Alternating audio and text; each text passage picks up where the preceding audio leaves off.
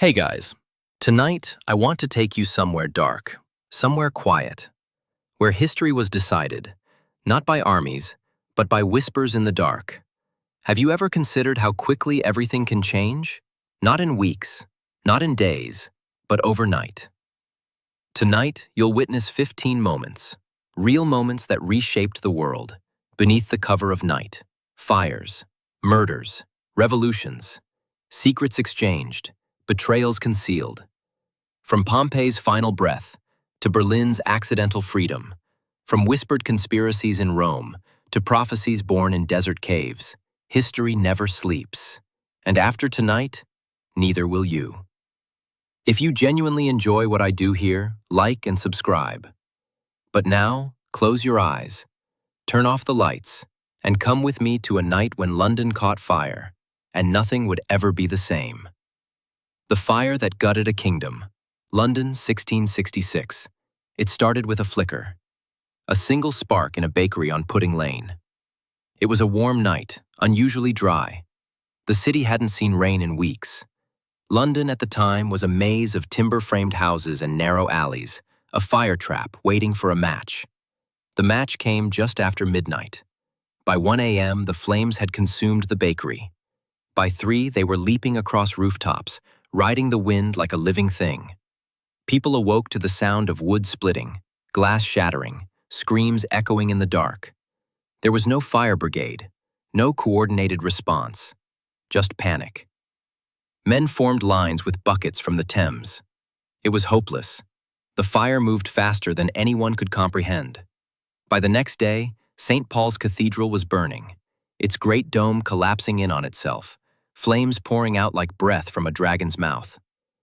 King Charles rode out, desperate to stop the destruction. But the fire didn't care. It devoured houses, markets, temples, memories. 3 days later, when the smoke cleared, a third of London was gone. 13,000 homes, dozens of churches, hundreds of shops. But it wasn't just buildings that burned. It was trust, the illusion of control, the pride of a kingdom reduced to ash. In one night, London learned what fire really was. The murder that ended a dynasty. Sarajevo, 1914. The morning of June 28th began with sunshine and celebration. Archduke Franz Ferdinand, heir to the Austro-Hungarian throne, rode through Sarajevo in an open car, his wife at his side. They were there to strengthen imperial presence in a volatile region. But something else rode through the streets that morning. A shadow, a plan, and a gun in the coat pocket of a 19-year-old named Gavrilo Princip. A failed bombing attempt earlier that day should have been the end. Instead, the route was changed. No one told the driver. As the car slowed to turn, it stalled right outside a cafe. Inside, Princip was drinking a coffee. He stepped outside and saw the Archduke no more than a few meters away. He didn't hesitate. 2 bullets. One struck the Duchess. The other hit Ferdinand in the neck. The world held its breath. Within hours, Austria declared war on Serbia. Russia mobilized. Germany followed. France, Britain, the Ottoman Empire. All because of 2 bullets fired in the wrong city at the wrong time. One night later, Europe was already unraveling, and the modern age of global war had begun. The silence before the betrayal. Rome, 44 BC. The Ides of March were still a day away, but the knives were already sharpened. That night, Rome did not sleep. Behind closed doors, senators whispered. Some feared. Some hungered for power. All agreed. Caesar must die. Julius Caesar had become too much, too strong, too bold, too loved. He wore the crown of a republic disguised as a king, and the old guard couldn't breathe under his shadow. They planned in candlelight, passing daggers between hands like sacred relics. And as the city lay still, the republic prepared to murder its savior. By morning, Caesar would step into the Senate, surrounded by those he trusted. They would not shout. They would not argue. They would only strike. 12 men, 100 wounds, and Rome's fate forever altered. The night the lights went out in Paris, 1914. A warm evening in Paris. People drank wine on balconies. Children played in quiet alleys. The city believed it still had time. But outside the city, tanks were moving. Not French, German. The Wehrmacht had torn through Belgium and crushed resistance. Now they were at Paris's gates. No bombs, no blood in the streets. Not yet. At midnight, the French government fled, abandoned their capital without a fight. By morning, German soldiers were strolling through the Champs-Élysées. Parisians watched from behind curtains. The lights were out, the city silent. The occupation had begun. Not with a bang, but with footsteps on cobblestone. A nation fell in a single night. The storm that sank an empire. Imari Bay, Japan, 1281. Kublai Khan had never tasted defeat. The Mongol Empire stretched farther than any before it, across China, Central Asia, and deep into Europe. But he wanted more. He wanted Japan. In 1281, he launched the largest seaborne invasion the world had ever seen. Over 4,000 ships, more than 140,000 men. Warriors, horses, weapons, all crossing the East China Sea. Japan waited. Samurai lined the coasts. Villagers fled inland. But it wasn't steel that saved them. It was wind. A typhoon hit just after nightfall. The ships weren't built for the open sea. They shattered like bones beneath the waves. The Mongols drowned in darkness by the tens of thousands. Boats collided. Horses screamed. Warriors clung to driftwood as the sea consumed them. By morning, the fleet was gone. Japan remained untouched. They called it kamikaze, the divine wind.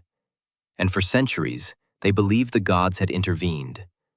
One night, one storm, enough to stop the greatest empire on earth in its tracks. The clock that refused to tick. August 6th, 1945. In the belly of a B-29 bomber called the Enola Gay, a weapon waited. It had never been used before, not in war, not anywhere. It was called Little Boy. At 2:45 a.m., the bomber lifted off from Tinian Island. 6 hours later, it flew over the Japanese city of Hiroshima. The crew said a prayer. They armed the bomb. At 8:15 a.m., they dropped it. 43 seconds later, a city vanished. In the blink of an eye, 80,000 people were gone. The world had entered the nuclear age. But the decision had been made in the quiet of night, behind closed doors, by tired men with trembling hands. A single night gave birth to humanity's deadliest weapon. The escape buried in a coffin, Marseille, 1720. The plague had returned. Ships arriving in Marseille brought more than silk and spices. They carried death. Quarantine failed. Corpses piled up in the alleys, and fear clutched the city like a fever. But one man had a plan. He was a smuggler, cunning, desperate, and very much alive. He bribed a priest, paid off 2 gravediggers. Then he lay in a coffin, holding his breath, pretending to be dead. That night, the coffin was lowered into consecrated ground. Once alone, he pushed the lid open, clawed through the dirt, and rose from the grave. He slipped into the city under cover of darkness, a ghost among the dying.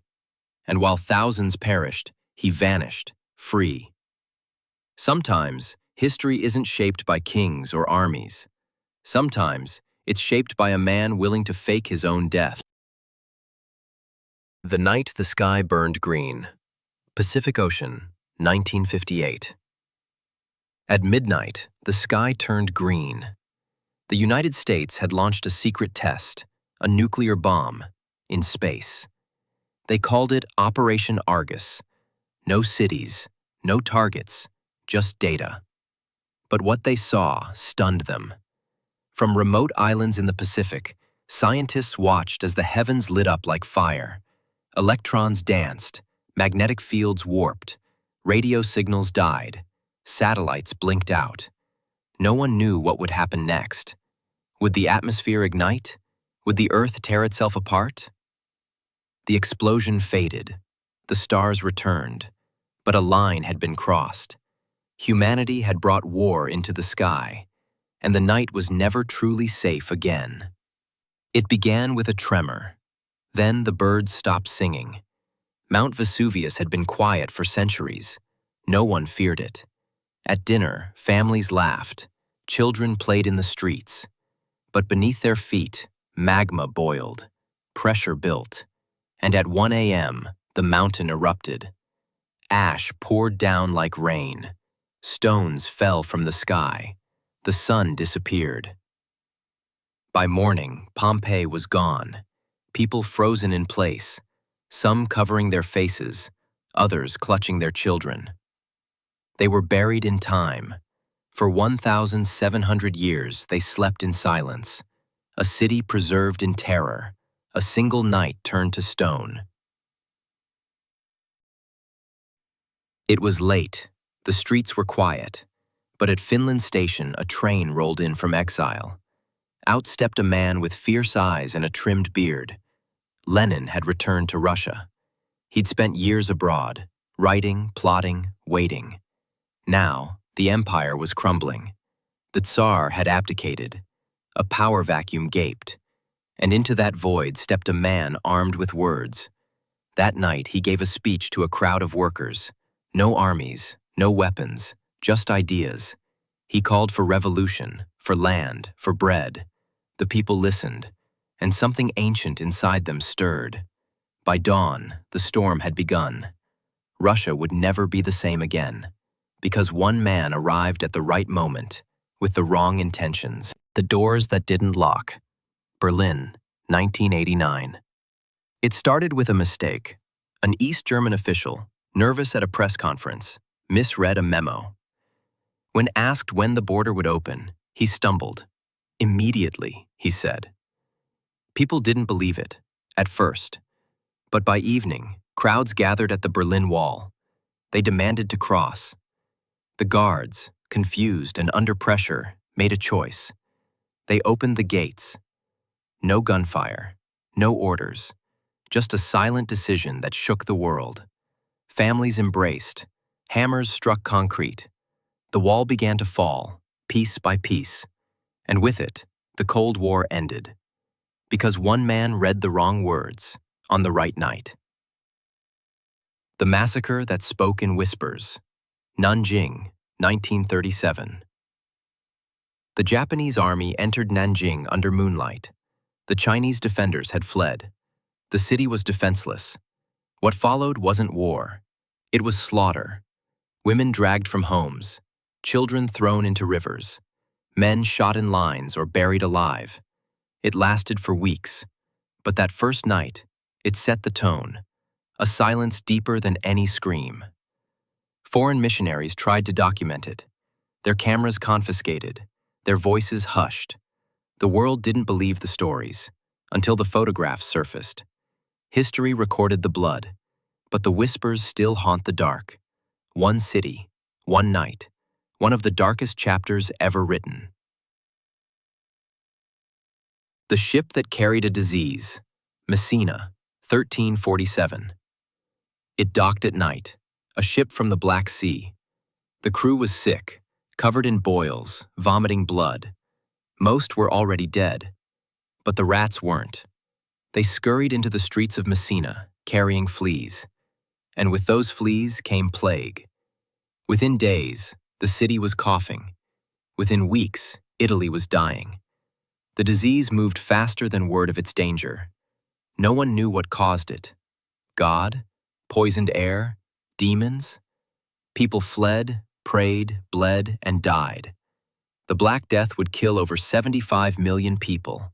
But it all began with one ship and one silent night. Versailles, 1919. The war was over, but peace had a price. In a gilded hall of mirrors, under crystal chandeliers, leaders gathered to sign a treaty. Outside, the world cheered. Inside, pens scratched on parchment. Germany was blamed, fined, shamed, stripped of land, starved of pride. That night, the Treaty of Versailles was born, and so was resentment. One young soldier, recovering in a hospital, read the terms. He vowed revenge. His name was Adolf Hitler. That night didn't just end a war, it lit the fuse for another. A prisoner who became a prophet. Hira Cave, 610 AD. In a desert cave, a man sat alone. His name was Muhammad. He had come seeking silence. But what he found was revelation. A voice filled the cave, commanding him to recite. He trembled. He fled. But the words stayed with him. That night, under the stars, the first verses of the Quran were spoken.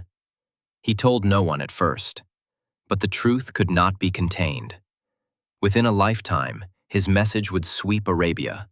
Within centuries, it would shape empires. It began with fear. It became faith. One man, one cave, one night that changed 1 billion lives. 15 nights. 15 moments the world turned quietly while the rest of us slept. History doesn't always knock. Sometimes it whispers. And if you're not listening, you miss it. Thanks for watching. If this story stirred something in you, like and subscribe. And until next time, sleep carefully.